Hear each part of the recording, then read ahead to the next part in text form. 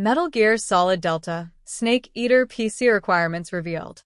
Metal Gear Solid Delta Snake Eater is the next game in the Metal Gear Solid franchise of stealth-based tactical action games and comes out on August 28, 2025.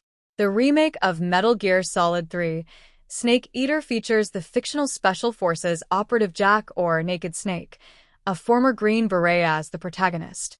The story is set during the Cold War in the 60s. Snake is ordered to infiltrate the Soviet Union and rescue a Soviet scientist. On PC, Metal Gear Solid Delta Snake Eater will launch on Steam. The game's Steam page has been updated to include the system requirements, ahead of its release on August 28.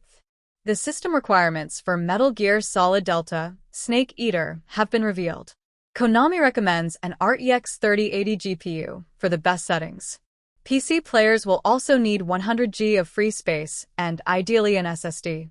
Metal Gear Solid Delta Snake Eater minimum system requirements.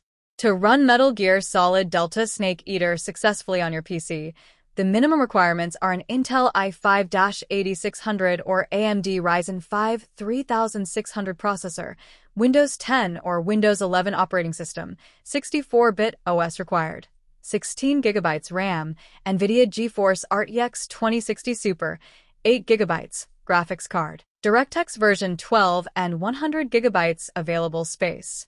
The developers recommend an SSD for Metal Gear Solid Delta. Metal Gear Solid Delta Snake Eater recommended system requirements.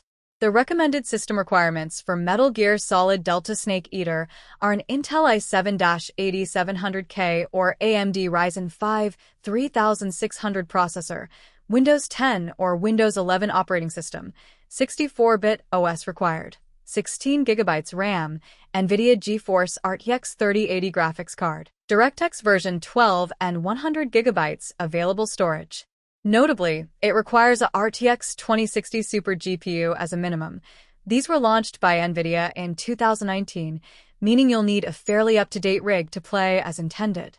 Users will also need an Intel i5-8600 or AMD Ryzen 5 3600 processor, at least, and an Intel i7-8700K or AMD Ryzen 5 3600 for recommended setting, as well as around 100 GB of free space.